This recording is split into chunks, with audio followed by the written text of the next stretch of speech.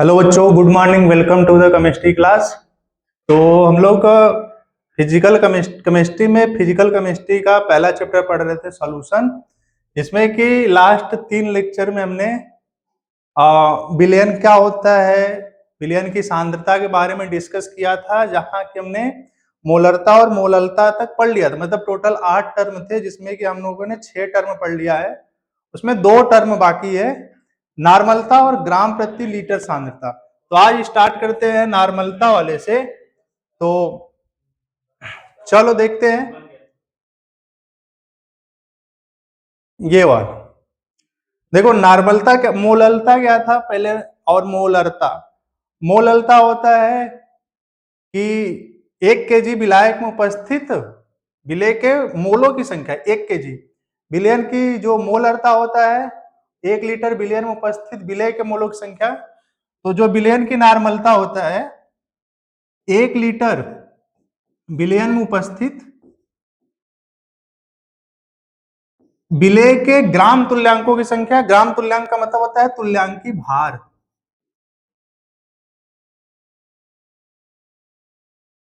ये इसमें थोड़ा डिफरेंट है। तुल्यांकी भार मतलब जो मोलरता में था, हम लोगों ने मोलरता और मोललता में अणु भार निकाला था। यहाँ पे हमको तुल्यांकी भार निकालना है। तो सबसे पहले तुल्यांकी भार निकालना सीखेंगे, तो फिर उसके बाद नॉर्मलता के सवाल लगाएंगे। तो इसकी परिभाषा है, किसी विलयन के 1 लीटर में उपस्थित विलेय के ग्राम तुल्यांकों की संख्या को विलयन की नॉर्मलता कहते हैं। इसे डिनोट करते हैं एन से, कैपिटल एन। तो इसका जो फार्मूला होता है, देखो क्या होता है। इसका फार्मूला होता है विलेय का भार, विलेय का भार वो किस में रहेगा, ग्राम में, बटे यहां पे रहता है तुल्यांकी भार, अगुणे विलयन का आयतन, विलयन का आयतन। देखो ये रहता है लीटर में। अब यहां पे है क्या कि हम लोगों ने पढ़ा था वहां पे इस वाले की जगह अणु भार, हमको लेकिन निकालना है यहाँ पे तुल्यांकी भार। तो तुल्यांकी भार निकालने का एक अलग फार्मूला होता है। जब तक तुल्यांकी भार पता नहीं रहेगा तब तक हम लोग नॉर्मलता डिस्कस ही नहीं कर सकते, मतलब कैलकुलेट ही नहीं किया जा सकता कि क्या होगा। तो देखो ऐसा, इसका नोटेशन क्या बनेगा, इसको स्मॉल डब्ल्यू से मतलब स्मॉल डब्ल्यू से डिनोट करते हैं, तुल्यांकी भार को डिनोट करते हैं ई से। ई का मतलब होता है इक्विवेलेंट मास या इक्विवेलेंट वेट, और इसको डिनोट करते हैं वी से, और ये होता है लीटर में। ये इसका हो गया फार्मूला। अब इसका देखो मात्रक, सबसे मोस्ट इंपॉर्टेंट मात्रक है। हम लोगों ने एक ट्रिक देखा था। देखो अगर मात्रक भूल जाए तब उस केस में क्या होता है, अगर मोल अलता हो, सपोज दैट मान के चलो कोई वैल्यू आया, हमारा आंसर कैलकुलेट करने के बाद 0.4 आया, इसका यूनिट याद नहीं हो रहा तो एम लिख देंगे तो भी काम चल जाएगा, छोटा एम है। दूसरा है मोलरता, जो पढ़ रखे हैं लास्ट क्लास में। इसको मान के चलो इसका भी आंसर 0.4 आया, अगर इसका मात्रक भूल गए तो कैपिटल एम। उसी तरह इसका नोटेशन है कैपिटल एन। जैसे मान के चलो नॉर्मलता है तो इसको ऐसे भी लिख सकते हैं 0.4 एन। ठीक है। उसके बाद अच्छा, इसका मात्रक भी तो होगा। जैसे इसका मात्रक होता है मोल पर केजी, इसका मात्रक होता है मोल पर लीटर। देखो इसका मात्रक क्या होता है,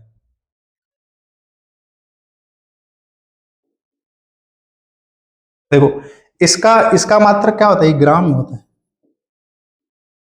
ठीक है, तो इसका मात्रक हो जाएगा ग्राम पर। देखो ये कौन चीज है, तुल्यांकी भार। इसको इक्यू बोलते हैं, इक्विवेलेंस। और ये वाला क्या है, लीटर। तो बन गया ग्राम पर इक्विवेलेंट इनटू लीटर, या ऐसे हिंदी में लिख सकते हैं ग्राम प्रति तुल्यांक इनटू इनटू क्या हो जाएगा, लीटर हो जाएगा। चलो देखो, अच्छा पहले ना तुल्यांकी भार निकालते कैसे हैं। और ये जो तुल्यांकी भार है ई बराबर, तुल्यांकी भार निकालने का फार्मूला था ई बराबर अणु भार बटे एन। दिस इज नॉट मोल, यह मोल नहीं है। ये वाला एन मोल नहीं, इसको बोलते हैं एन फैक्टर। वो एन 3 चीज हो सकता है। तो यहां तक इसको स्क्रीनशॉट मारिएगा, फिर उसके बाद चलते हैं चलो देखो तुल्यांकी भार निकालने का क्या फार्मूला होता है, तो E बराबर होता है m बटा n। m को कहते हैं अणु भार और n को कहते हैं, देखो n तीन चीज हो सकता है, डिपेंड करता है ना न्यूमेरिकल में क्या दिया है। तीन तरह के कंपाउंड हो सकते हैं वो पदार्थ, क्या क्या हो सकता है। पहला, या तो वो अम्ल हो सकता है विलेय की जगह पे, या तो वो क्षार हो सकता है, या तो वो लवण हो सकता है। इन तीनों में से हो सकता है। तो इन तीनों पदार्थ के अवेलेबिलिटी के आधार, मतलब उपलब्धता के आधार पर कि क्या सवाल में विलेय की जगह पे, विलेय पदार्थ की जगह क्या दिया, अम्ल दिया है, क्षार दिया है, लवण दिया है, वो बदल सकता है।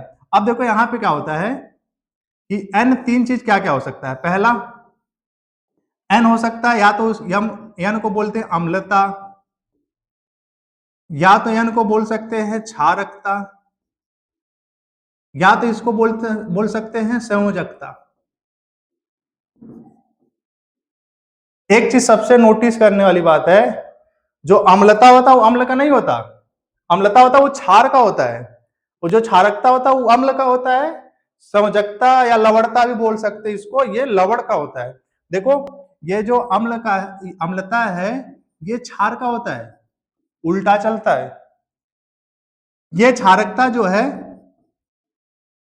अम्ल का है, और जो संयोजकता जो है ये लवण का है। अब फिर से देखो, थोड़ा रिवाइज कर दे रहे हैं कि तुल्यांकी भार को निकालने के लिए सबसे पहले हमको क्या पता होना चाहिए, अणु भार।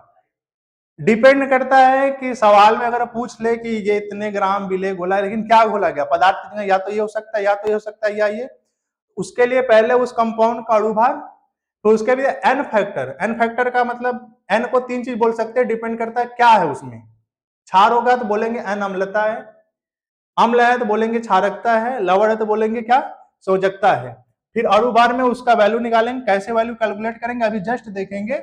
उसमें एन का डिवाइड करेंगे, एन का डिवाइड करने के बाद अणु में जो आएगा वो ई आएगा, फिर उठा के उस फार्मूले में रखेंगे नॉर्मलता वाले में। तो देखो पहले इसको लिख लेते हैं, फिर उसके बाद आओ देखो कैसे कैलकुलेट करते हैं तुल्यांकी भार। देखो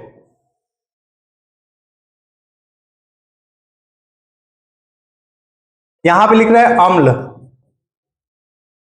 अगर अम्ल दिया हो तो यहां पे लिख रहे हैं क्षार, और यहां पे लवण। इसको भी एन से डिनोट करते हैं, अभी पीछे देखें, इसको भी एन ही बोलते हैं। जो आएगा निकल के यहां से भी क्या निकल के आएगा, एन। अब देखो एन क्या है यहाँ पे, इस एन को बोलेंगे अम्ल है ना, इस एन को बोलेंगे क्षारकता, इस वाले एन को क्या बोलेंगे, अम्लता, और इस वाले एन को क्या बोलेंगे, संयोजकता। ठीक है, देखो सपोज दैट मान के चलो तीन एग्जांपल इसके ले लेते। पहला, जैसे मान लो HCl है, हमें HCl का तुल्यांकी भार चाहिए।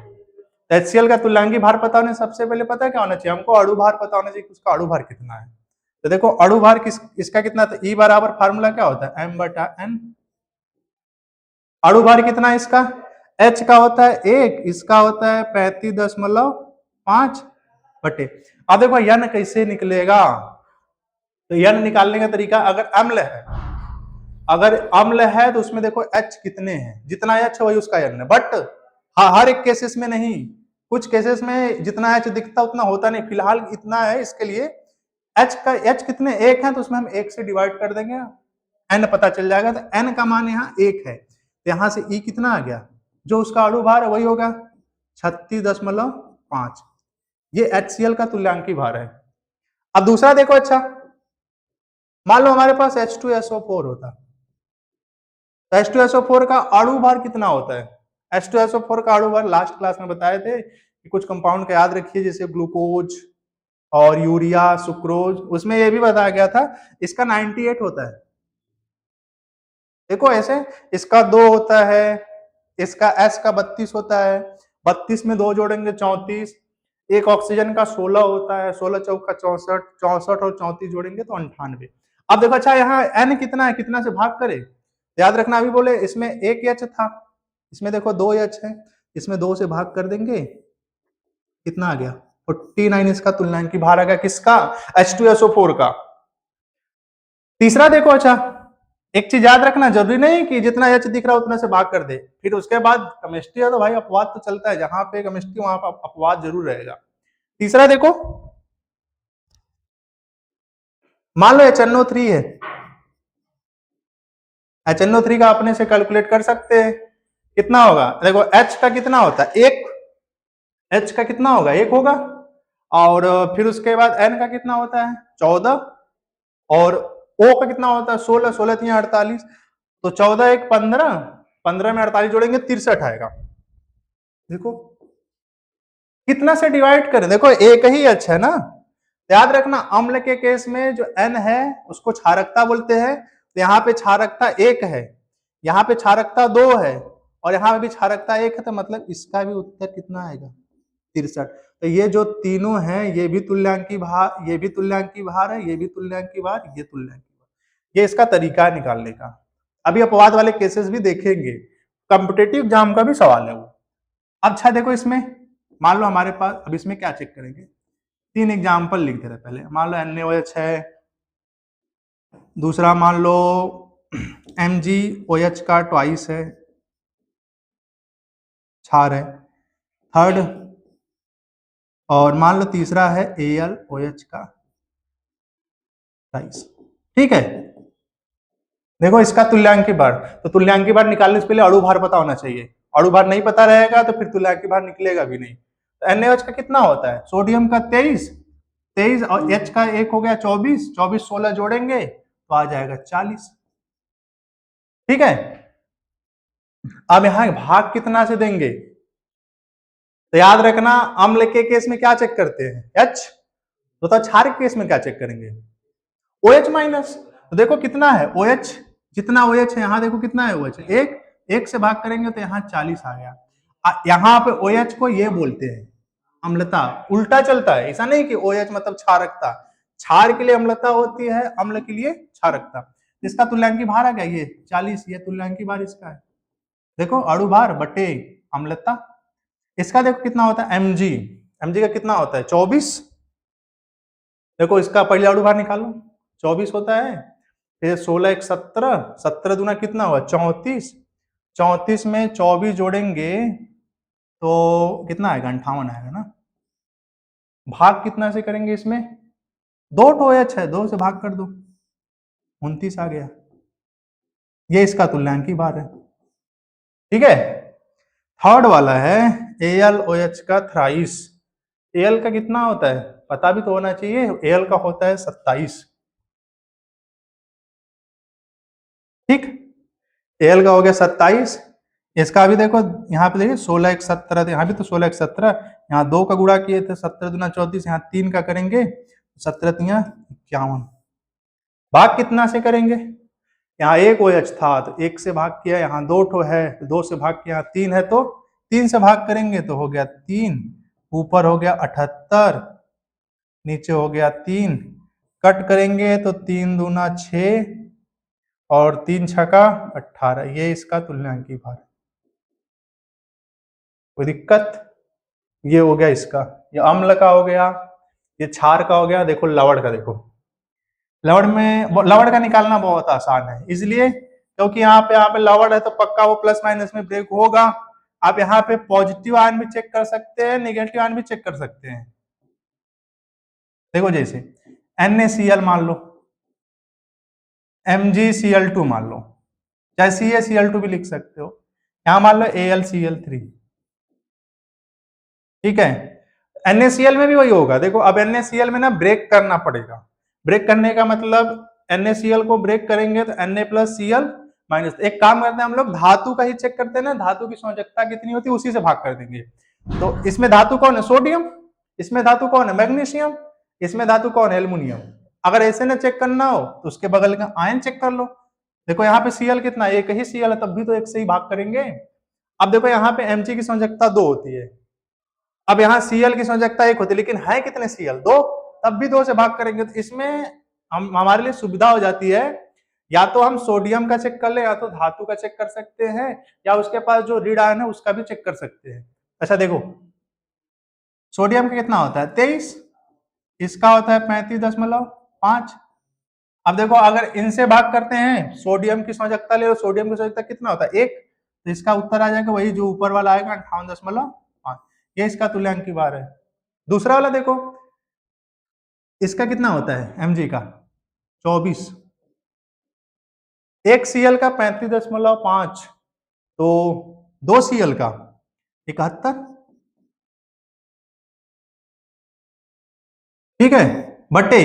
अब देखो मैग्नीशियम की संयोजकता कितनी होती है, मेटल का ही बस चेक करो 2, तो दोनों को जोड़ के 2 से डिवाइड कर देते हैं तो कितना आएगा, ये तो आएगा 95 और ये आएगा 2, इसको कट करेंगे 47.5, यही आएगा ना। चलो ठीक है, ये वाला एल्युमिनियम कितना होता है 27। देखो एक Cl का होता है 35.5, तो 3 Cl है, तो 3 का गुणा कर देंगे 35.5, तो 35 यहाँ 105 होता है, उसमें 0.5 ज्यादा, अच्छा 1.5 एक्स्ट्रा है, 106.5 गुणा कर लेना। अच्छा डिवाइड कितना से करेंगे, देखो इसकी संयोजकता 1 है तो 1 से डिवाइड किए हैं, इसकी संयोजकता 2 है तो 2 से डिवाइड किए, इसकी संयोजकता 3 है, दिख तो रहा 3, यहाँ पे हो जाएगा 3। ठीक है देखो, तो इनको जोड़ेंगे तो कितना आएगा 133.5, अब बटे में कितना 3 हो जाएगा। अब इनको भाग करेंगे तो कितना आएगा, ये तो दिख रहा है कि 3 चौका 12।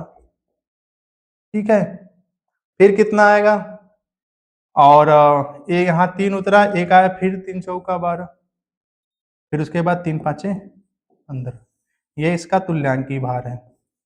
याद रखिएगा जब तक तुल्यांकी भार नहीं पता होगा तब तक हम नॉर्मलता नहीं निकाल सकते। तो यहां तक इसको कॉपी करेंगे, फिर चलो चलते हैं तुल्यांकी भार कैसे निकालेंगे।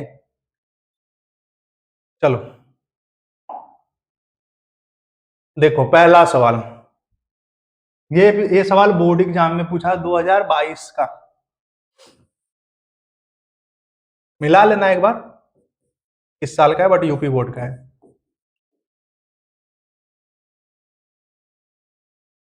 ठीक है देखो बहुत आसान सवाल है, तो हमसे पूछा यहाँ पे कि 500 ml विलयन में उपस्थित, देखो दे दिया ना यहाँ पे HCl, अम्ल है ना, तो अम्ल के लिए तुल्यांकी भार निकालेंगे।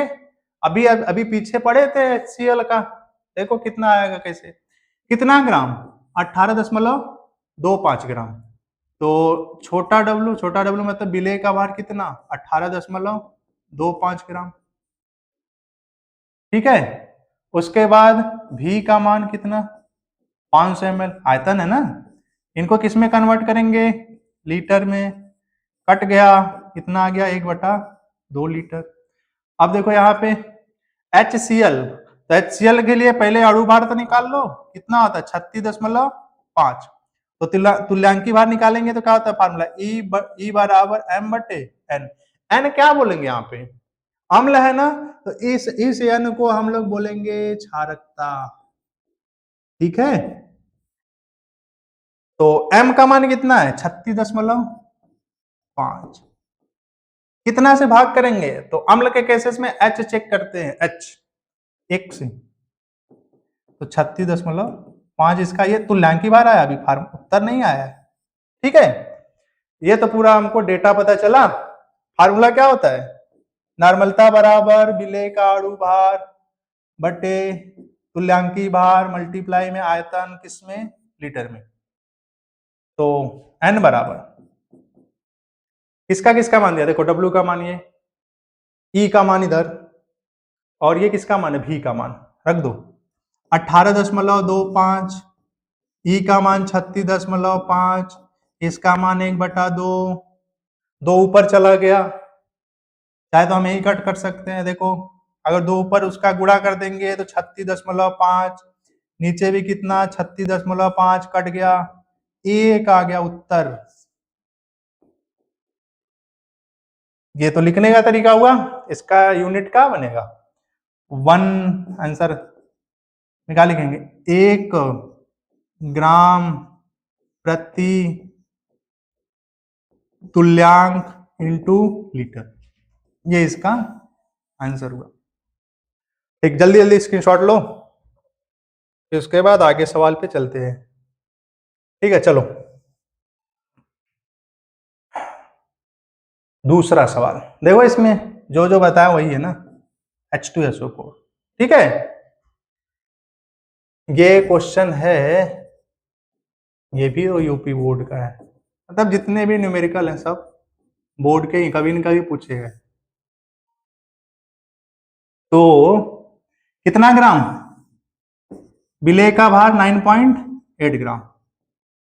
ठीक है, भी का मान 250 ml, दिख जाएगा वो ml, 1000 से तुरंत डिवाइड कर दो, 1/4 लीटर।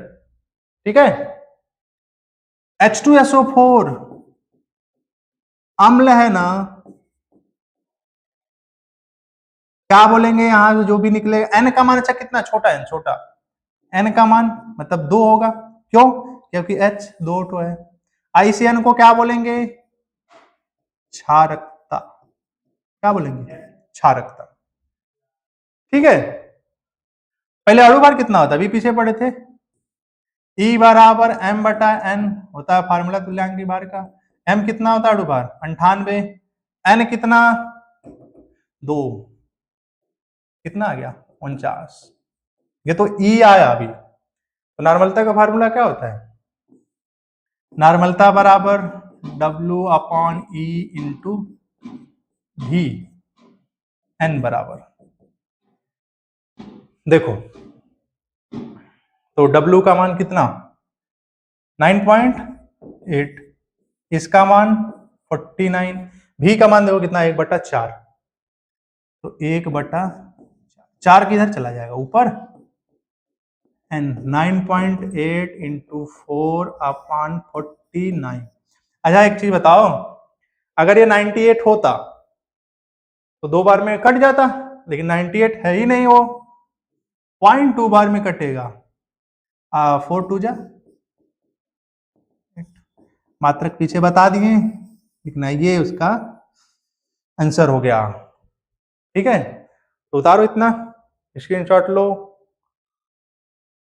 चलो ये सवाल है, ये सवाल 2024 का है। ठीक है, देखो यहां देखो, पता है क्या है, अब एक बात बताओ, H2O प्लस CO2 ये मिल के बनाता है हाइड्रोजन कार्बोनेट, एक तरह का एसिड है। कोल्ड ड्रिंक में यही होता है ना, पानी के अंदर कार्बन डाइऑक्साइड ही तो होता है, जिसको सोडा वाटर बोलते हैं, पीछे पढ़ रखे हैं जब हम लोग विलयन का प्रकार पढ़ रहे थे। देखो अच्छा ये आया कहां से वो देख लो, पहली बात कि हमको पता है कि सोडियम कार्बोनेट है, जो जो धावन सोडा में आता है, H2O प्लस CO2 मिलाए तो बना हाइड्रोजन कार्बोनेट एसिड, इसको कार्बोनिक एसिड भी बोलते हैं, कार्बोनिक, नॉट कार्बोलिक, कार्बोनिक। अब देखो हम जानते हैं कि ये अम्ल है, बस हम ऐसे जनरली बता रहे हैं, पहचानेंगे कैसे, कहां से आया, ध्यान से देखो, इसके अंदर CO3 है, उसके अंदर भी CO3 है, किसी भी अम्ल में से H को रिप्लेस करो, उसके जगह पे मेटल लगाओ, धातु, लवण तैयार हो गया। ठीक है, तो इसमें से देखो H2 को हटाएंगे तो सोडियम की संयोजकता भी तो एक होती है, तो 2H जाएगा तो 2N भी तो आएगा, तो Na2CO3, ये उसी से बन गया होगा, अगर ऐसा हम मतलब इमेजिन करें तो ये क्या हुआ, अम्ल से बना है, अम्ल में से क्या हटाया, H को हटा दिया, उसके जगह पे क्या लगाया, N, सोडियम Na, तो ये बन गया सोडियम कार्बोनेट, वो क्या था, हाइड्रोजन कार्बोनेट। बस ऐसे ही जनरली बता रहे हैं, ये क्या कब हुआ, लवण, बस इतना बताना था ना, ये है क्या, कैसे पहचाने हम लवण। सवाल पे आते हैं हम लोग अपने,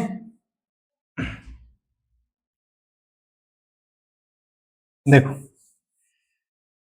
तो यहाँ पे लवण में क्या चेक करते हैं हम लोग, लवण में चेक करते हैं संयोजकता। देखो अच्छा एक चीज, तुल्यांकी भार दे दिया है, मान के चलो अगर ये ना दिया होता, ये दिया ही ना होता, तब कैसे निकालते? हमेशा तो नहीं दिया रहा है। देखो कैसे निकालते, Na2CO3, इनको ब्रेक करेंगे, ब्रेक ना भी करो तो सोडियम दिख रहा, सोडियम की संयोजकता कितनी होती है? एक। कितने सोडियम है? 2, इसका मतलब 2 से भाग करना उसका अणुभार में, बस इतने है। तो इसका 23 होता है, 23 में 2 का गुणा करेंगे 46, पहले अणुभार निकाल लो। इसका कितना होता है? 12। इसका कितना होता है? 48। करेंगे तो पता कितना आएगा? 106। कर लो, देखो 8 2 10, 10 6 16, 6 आया, 4 4 8 1 9, 9 1 10, 106। कितना से भाग करोगे? 2 से। कितना आया? 53। देखो आ गया, 53 ही तो दिया था। ठीक है, देखो सवाल पे आते हैं। विलेय कितना है? विलेय है 1.325 ग्राम, विलेय का भार, छोटा डब्लू। ई का मान देखो डायरेक्ट दिया हुआ है 53। और क्या दिया है? और दिया है, हाँ यहां देखो 250 ml आयतन, भाग कर दो तुरंत 1000 से, 1/4। ठीक है, देखो ये लीटर में आ गया। नॉर्मलता का फार्मूला होता है small w upon E into भी, किसमें? लीटर में। n बराबर, स्मॉल w का मान देखो इधर 1.325/53 आ गया, गुणे 1/4, 4 कहाँ जाएगा? ऊपर। 1.325 गुणे 4/53। अब को, अब लगेगा ना कि ये कटेगा नहीं, ऐसा लग रहा है, बट अच्छा एक चीज सोचो, देखो हम एक काम करते हैं आसान बनाने के लिए, चाहे तो हम काट सकते हैं, हमको दिख रहा वो कट रहा है, अगर ऊपर नीचे हम 1000 का गुणा कर दे तो देखो क्या होगा, अगर 1000 का गुणा करेंगे तो ये इतना होगा। आंसर निकालने का तरीका बता रहे कैसे कटा। इनटू में 4, नीचे पता है कितना? 53,000 हो जाएगा, हाँ या ना? देख लो। ठीक है, अब सोचो एक बात, ये अगर 53 इतना होता, इतना इतना, इसका टेबल पढ़ेंगे ना 4 बार जाएगा। अगर 1300 होता तो 13 चौका 5200 आता, लेकिन ध्यान से देखो 1325 है, तो पता है कितनी बार में कटेगा? ये इतना को काटेगा 4 बार में, एक जीरो भी, तो इसका मतलब कितने बार में? 40 बार में। हम इसको चाहे तो काट सकते 4 बार, 40 बार में। 5.3 को काट के तो 4 बार में कटता, लेकिन 53 काटना है ना तो 40 बार में कटेगा। ऊपर कितना है? 4, तो नीचे ऊपर 4 नीचे 40, मतलब कितना आ गया?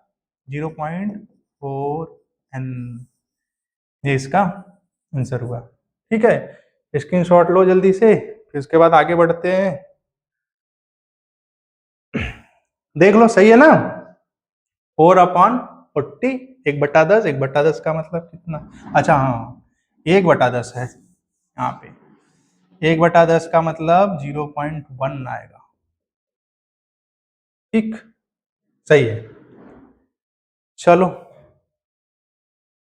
इसके बाद, अच्छा अब इसमें क्या है ना कि हम लोगों ने टर्म पढ़ लिया, अब इसमें एक टर्म बाकी है, क्या बता दे रहे हैं वो, ग्राम प्रति लीटर सांद्रता।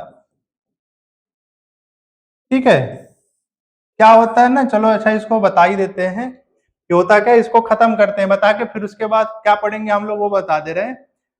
नॉर्मलता और मोलरता में संबंध, और फिर उसके बाद मोलरता और ग्राम प्रति लीटर सांद्रता, मतलब इसमें ऑब्जेक्टिव सवाल देता है, नॉर्मलता देके मोलरता पूछ लेगा, मोलरता देके नॉर्मलता पूछ लेगा। देखो आओ यहाँ पे डिस्कस कर, देखो लास्ट टॉपिक है इसका, टोटल कितने टर्म थे? 1 से लेके 8 तक थे। अब देखो हम लोगों ने क्या क्या पढ़ लिया। पहला था भार प्रतिशतता, जिसको कहते हैं W/W, शॉर्टकट में लिख रहे हैं सब, ठीक है। दूसरा क्या था? V/V परसेंटेज पढ़ लिए हैं पीछे। थर्ड क्या था? पीपीएम, आगे पीछे हो जाए, पीपीएम सांद्रता। फिर चौथा क्या था? पीपीबी। ठीक है, पांचवा देखो मोलरता, विलयन की मोलरता। छठा क्या था? मोललता। सातवां नॉर्मलता। और आठवां आज क्या पढ़ेंगे? ग्राम प्रति लीटर सांद्रता। ठीक है। अब देखो इनमें, देखो जितने भी, जिनमें इतने जितने सवाल बन सकते थे इस वाले में यूपी बोर्ड के, वो सब लगभग करा दिए। चैप्टर खत्म होने के बाद ना पूरे सॉल्यूशन चैप्टर के जितने भी लगभग हो सकते हैं 40-50 क्वेश्चन 2026 से लेके 2022 तक के, सिर्फ बस 5 साल के, जितना होगा उसका लास्ट में हम लोग पूरा देख लेंगे एक बार फिर से। तो हालांकि इसमें बहुत सारे सवाल हमने बता रखा है, यहाँ तक तो हमने पढ़ ही लिया, हमको बस ये पढ़ना बाकी है। अब देखो हमने इसमें एक टर्म एक्स्ट्रा हम पढ़ाए थे, पता है क्या? हम लोगों ने W बाई डब्ल्यू पढ़ा, जिसको कहते हैं भार प्रतिशतता या द्रव्यमान प्रतिशतता। हम लोगों ने V बाई V भी पढ़ा, जिसको कहते हैं आयतन प्रतिशतता। हम लोगों ने दोनों को मिक्स करके एक टर्म पढ़ा था, याद होगा तो, W बाई V। सवाल इसी पे ज्यादा पूछता है, ये तो आसान रहेगा, ये भी ग्राम में, ये भी ग्राम में, ये भी ml में, ये भी ml में, तुरंत लगा दोगे। लेकिन जब फंसता कब है? जब देता है एक ग्राम में देता है, दूसरे का ml में देता है तब। तो आओ देखते हैं ये वाला टर्म, मतलब इसकी परिभाषा क्या बनेगी। देखो, ग्राम प्रति लीटर सांद्रता, इसकी परिभाषा देखो क्या है, लगभग उसी के जैसा है जैसे हम लोग पढ़े थे मोलरता वाला। 1 लीटर बिलियन में, 1 लीटर बिलियन में उपस्थित विलेय के ग्राम मात्रा को ही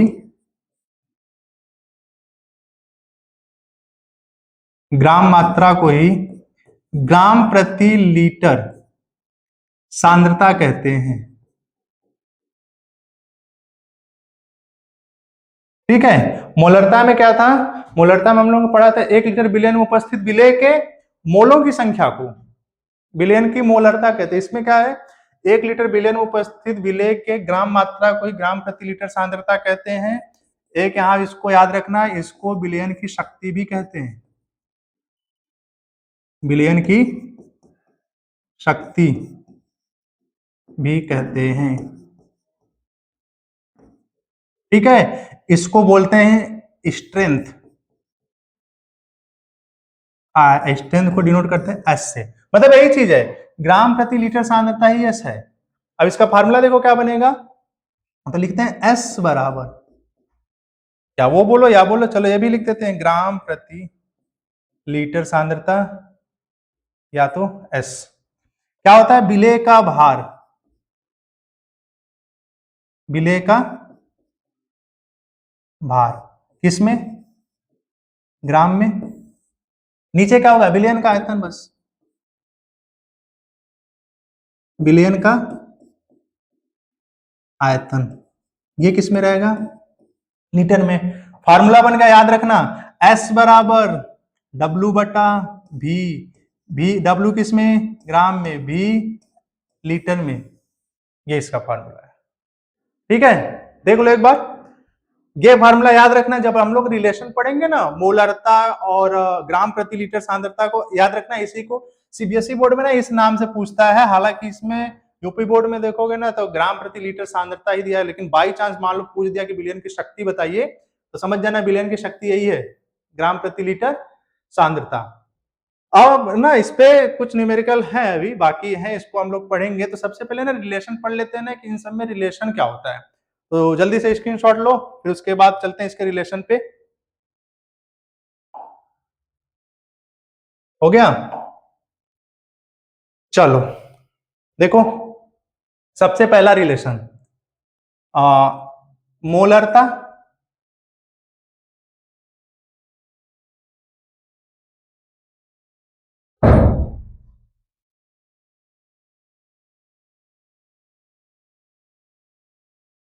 चलो तो सबसे पहला रिलेशन देखते हैं हम लोग कि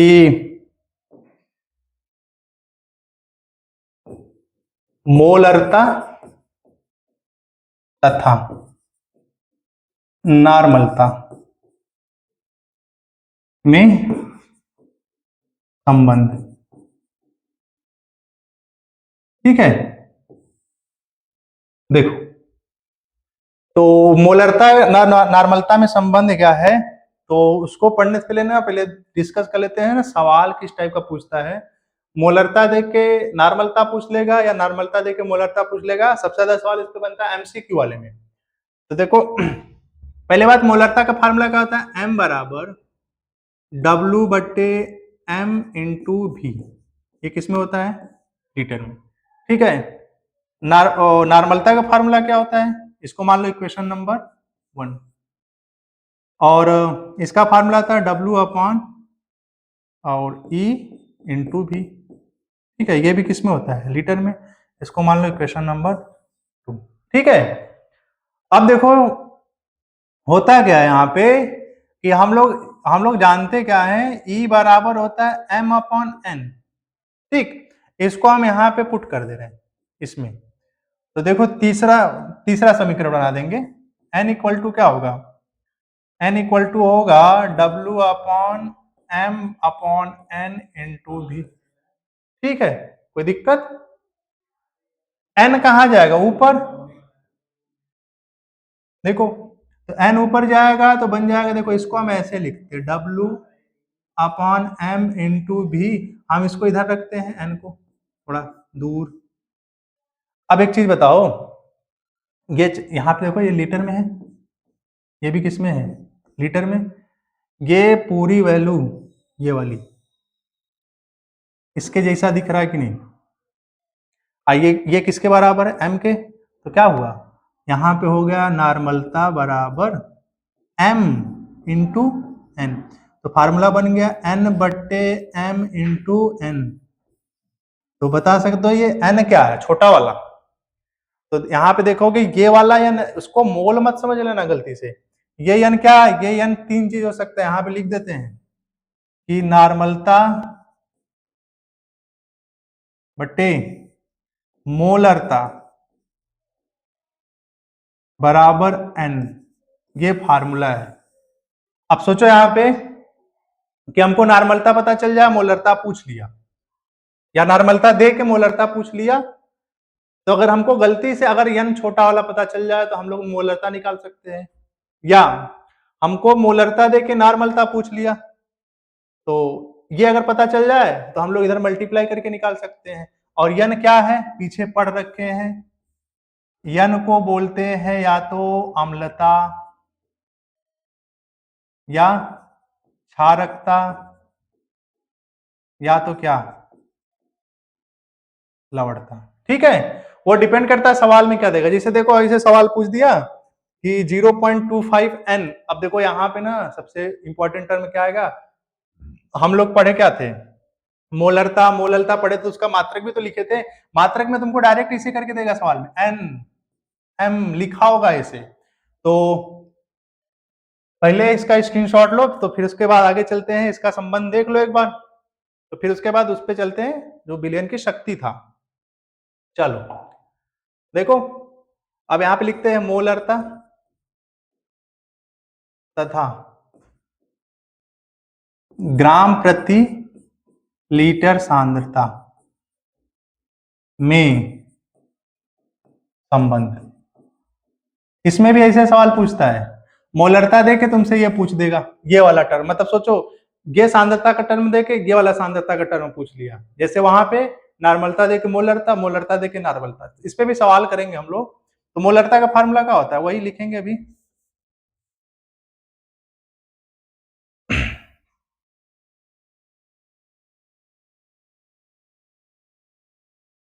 देखो तो m बराबर W बट्टे एम इंटू भी होता है। ठीक है, ये किसमें, लीटर में। अभी जस्ट इसको पढ़े हैं कि ग्राम प्रति लीटर सांद्रता बराबर क्या होता है, W बटा भी। ये किसमें, ग्राम में, ये किसमें, लीटर में। तो अब देखो इसको, अच्छा इसको ऐसे लिख सकते हैं, m equal to 1 upon M into W upon भी। देख लो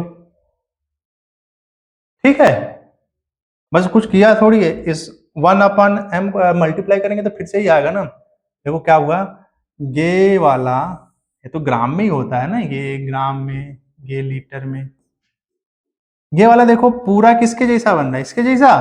तो क्या हम उसके जगह पर रख सकते हैं, तो m बराबर 1/m इंटू ग्राम प्रति लीटर सांद्रता। ठीक है, तो ग्राम प्रति लीटर सांद्रता बराबर क्या बनेगा,